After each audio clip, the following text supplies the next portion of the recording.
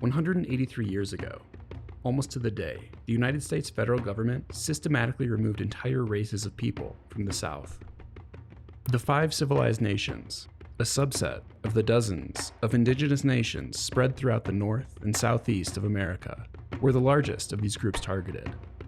In the eyes of the state, so long as the tribes would adhere to the European American ethos, namely white religious practice and tradition, they were welcome to stay. However, they were set up for failure, as the land these nations inhabited was a vital asset to the economic boom spreading through the South. This is the story of these people and the key decisions that led to their concentration in Oklahoma. This is a remembrance of the Trail of Tears. In the newly formed America, indigenous peoples were immediately put under pressure to acculturate, as made clear by Jefferson's conviction that the five nations' claim to tribal lands east of the Mississippi River were to be respected, provided that, quote, they adopted practices that were compatible with those of the European Americans. Stripped of religion and tradition, they were to adopt Christianity, adhere to monogamous relationships, accept the practice of land ownership, and outright abandon their heritage.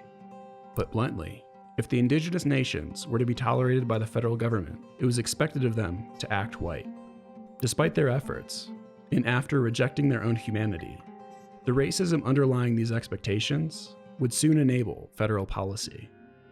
In 1794, Georgia's General Assembly and George Matthews, Georgia's governor during this period, were caught participating in a fraudulent real estate scheme. The Combined Society, a secret society that Governor Matthews was a member of, had been speculating state-owned land. Their method was simple: take advantage of loosely written law and sell large tracts of the Yazoo land, present-day Alabama and Mississippi, to fellow political insiders at a steep discount. By absorbing large amounts of public land into the private sector, Georgia believed that this would solidify the state's territorial claim within the republic. The law that allowed for the insider speculation was amended the next year, but the intention behind the land grab never faded: force all non-Georgians out of Georgia by becoming large enough that Washington wouldn't dare touch them. The subsequent 8 years were filled with litigations, but the courts came to the decision that they couldn't retroactively enforce a new policy, considering much of the land had been partitioned to third-party buyers. Instead, under the Compact of 1802, Georgia accepted $1.25 million from the federal government for the Yazoo lands, a little over $27.5 million today, given that Washington accepted all liabilities related to the fraud and recognized Georgia's extinguishment of all indigenous land titles in the state. But why did the federal government agree to this? As the largest state in the Union during this period, Washington feared the mounting tensions with Georgia and the tremendous amount of political sway that the state held. Rather than risk civil war, the Supreme Court made good on Georgia's demand. In 1823, as a result of Johnson v. Mintosh, the courts handed down a ruling. The hearing outlined that indigenous nations would no longer retain title to their lands. On paper, the land was no longer theirs, but for now, they were welcome to stay. The five nations, now under the thumb of the state, faced a government armed with legal munitions that could, and eventually would, expedite their removal. 6 years following Johnson v. Mintosh, a decades-long vocal supporter of the five tribes' removal was elected to the highest office: Andrew Jackson. In April of 1830, only 11 months after his election, the Indian Removal Act passed the Senate by a vote of 28 to 19.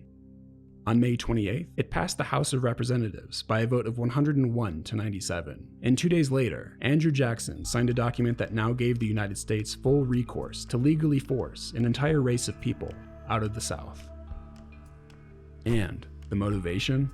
The Southern states knew, so long as the Cherokee, Chickasaw, Choctaw, Muskogee, and Seminoles retained sovereignty and title to their land, the federal government wouldn't allow them to reappropriate the land for use as profitable cotton plantations.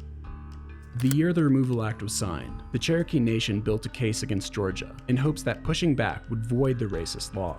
Chief John Ross and former Attorney General William Wirt took their argument to the Supreme Court, as Georgia would, quote, go directly to annihilate the Cherokee as a political society. While the argument was heard, Chief Justice Marshall stated, quote, "The court has bestowed its best attention on this question, and after mature deliberation, the majority is of the opinion that an Indian tribe or nation within the United States is not a foreign state in the sense of the Constitution, and cannot maintain an action in the courts of the United States." Later, Chief Justice Marshall wrote that he believed, quote, "The relationship of the tribes to the United States resembles that of a ward to its guardian." A year after the act's signing, roughly 15,000 Choctaw were relocated to the federal Indian territories of the West. Second were the Seminoles in 1832, though they resisted for 13 years until the end of the Seminole Wars in 1845. 4,000 of their members were forced west, while about 700 were killed during the resistance. Then, in 1836, a small number of Cherokee with the means to do so left, albeit unwillingly, but without military intervention. The Chickasaw Nation was next, a year after the first Cherokee, in 1837. Nearly 4,000 emigrated. This left the remaining 9,000 Cherokee for removal. But there was now hope, a new ruling, Worchester v. Georgia. Samuel Worchester, a missionary to the Cherokee and translator of the Bible, was found to be at fault by the state of Georgia for living on Cherokee land without a license. The law was in place to establish protections for the Cherokee by stopping whites from settling land that wasn't theirs. In reality, it wasn't a law to uphold their rights, rather one to segregate them and reinforce dehumanizing prejudice through law. For Georgian citizens, the Cherokee were untouchables. Worcester argued that the law in place diminished the Cherokee's sovereignty, inhibiting them from choosing who could or who couldn't live on their land. It wasn't up to them to decide, but Georgia's, and they aimed to crush the nation out of existence.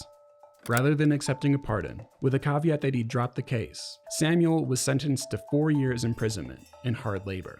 By doing so, the case could now be taken to the Supreme Court, forcing the nation to finally hear the Cherokee's plea. Chief Justice Marshall reconsidered his previous ruling and stated the Cherokee Nation was, quote, "occupying its own territory in which the laws of Georgia can have no force."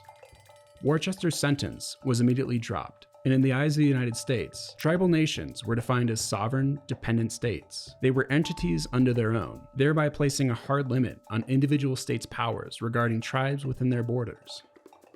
Marshall would later state, quote, "The court can wash their hands clean of the iniquity of oppressing the Indians and disregarding their rights."